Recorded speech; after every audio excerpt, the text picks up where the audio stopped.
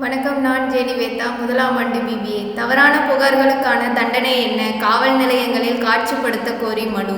தவறான புகார்கள் ஜோடிக்கப்பட்ட ஆதாரங்களின் அடிப்படையில் குற்றச்சாட்டுகளை முன்வைப்பதற்கு என்னென்ன தண்டனைகள் வழங்கப்படும் என எச்சரிக்கும் வகையில் காவல் நிலையங்கள், நீதிமன்ற வளாகங்கள் மற்றும் அரசு அலுவலகங்களில் அறிவிப்பு பலகைகளில் அந்த தண்டனை விவரங்களை காட்சிப்படுத்த உத்தரவிடக் கோரி உச்சநீதிமன்றத்தில் மனு தாக்கல் செய்யப்பட்டுள்ளது.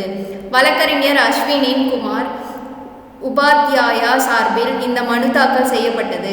அப்பாவி குடிமக்கள் மீது இதுபோன்ற ஜோடிக்கப்பட்ட ஆதாரங்களின் அடிப்படையில் தவறான புகார்கள் அளிக்கப்படுவது வாழ்வாதாரத்துக்கு உரிமை, சுதந்திரம் மற்றும் கௌரவமாக வாழும் உரிமை, சட்டத்தின் ஆட்சி ஆகியவற்றிற்கு மிகப்பெரிய அச்சுறுத்தலாகும்.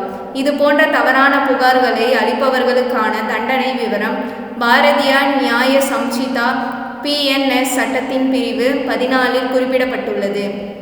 ஆனால் அதை நடைமுறைப்படுத்த மத்திய, மாநில அரசுகள் உரிய நடவடிக்கைகளை மேற்கொள்ளப்படவில்லை என்றும் தனது மனுவில் அவர் குறிப்பிட்டுள்ளார்.